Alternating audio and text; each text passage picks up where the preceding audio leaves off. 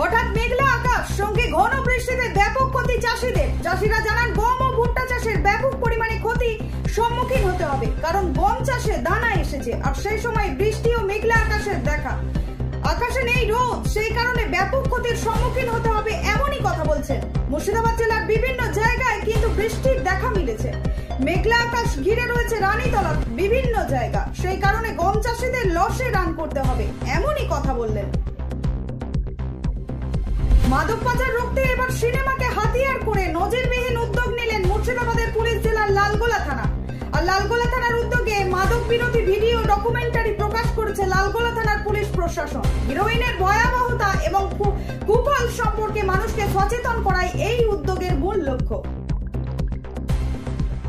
ফের জোয়ার আসরে হানা। মুর্শিদাবাদ পুলিশ জেলার রানীতলা থানার পুলিশের হাতে ফের 4 জন জোয়ারি গ্রেপ্তার।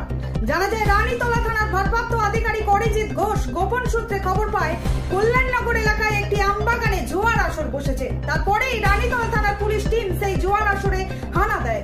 তারপরে 4 জন জোয়ারিকে গ্রেপ্তার করে রানীতলা থানার পুলিশ। আজ তাদের একটি কেস রেজিস্টার করে এবং রানীতলা থানা থেকে লালবাগ মহকুমা আদালতে পাঠায় রানীতলা থানার পুলিশ। 14 তলা বিল্ডিং থেকে পড়ে মৃত্যু হলো এক যুবকের। মৃত যুবকের নাম নূর ইসলাম শেখ, বয়স আনুমানিক 19 বছর। তার বাড়ি মুর্শিদাবাদের রানীতলা থানার ডিহিপাড়া এলাকায়। জানা যায় রাত্রি 8টা নাগাদ বিল্ডিং এর উপরে উঠে রড বাঁধার কাজ করছিল সে। তারপরে হঠাৎই বিল্ডিং থেকে পড়ে যায়। তার সাথে থাকা সঙ্গীরা তড়িঘড়ি নূর ইসলামকে উদ্ধার করে নিকটবর্তী হাসপাতালে নিয়ে যায়। সেখানে কর্তব্যরত চিকিৎসক তাকে মৃত বলে ঘোষণা করে। আর সেই মৃত্যুর কথা গ্রামের বাড়িতে পৌঁছাতেই কান্নায় ভেঙে পড়ে মা বাবা সহ আত্মীয় স্বজন সকলে। নূর ইসলামের মৃত্যুতে এলাকায় নেমে আসে শোকের ছায়া। নূর ইসলামের মৃতদেহ কখন বাড়ি ফিরবে সেই আশায় বসে রয়েছে গোটা পরিবার। স্থানীয় বাসিন্দাদের দাবি নূর ইসলামের পরিবারকে সরকারি সহযোগিতা করা হোক। রমজান মাসে ভগবানগোলা 2 নম্বর ব্লক তৃণমূল কংগ্রেস কমিটির উদ্যোগে রক্তদান শিবির। রক্তদান শিবিরে পিছিয়ে নেই ভগবানগোলা 2 নম্বর ব্লক, কারণ বছরে 8টি রক্তদান শিবির করে থাকে ভগবানগোলা 2 নম্বর তৃণমূল কংগ্রেস কমিটি। আর সেটা পুরোটাই রাজ্যের মুখ্যমন্ত্রী মমতা বন্দ্যোপাধ্যায়ের নির্দেশে। কিন্তু এবার নতুন ভাবনায় জননেত্রী মমতা বন্দ্যোপাধ্যায়। আর তাই তো ভগবানগোলা 2 নম্বর ব্লক সভাপতি তার কর্মীদের নিয়ে প্রস্তুতি সভার আলোচনা শুরু করেছে।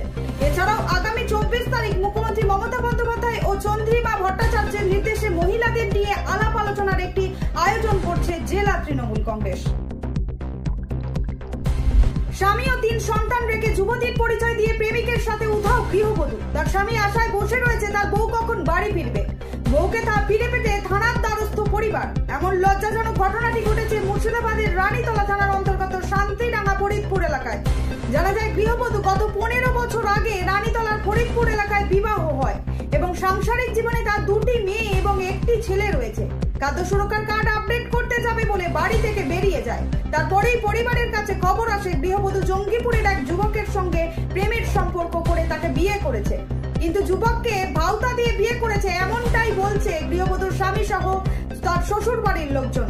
কারণ 3 সন্তান রেখে যুবতীর পরিচয় দিয়ে প্রেমিক যুবককে বিয়ে করেছে বলে প্রেমিকা গৃহবধূ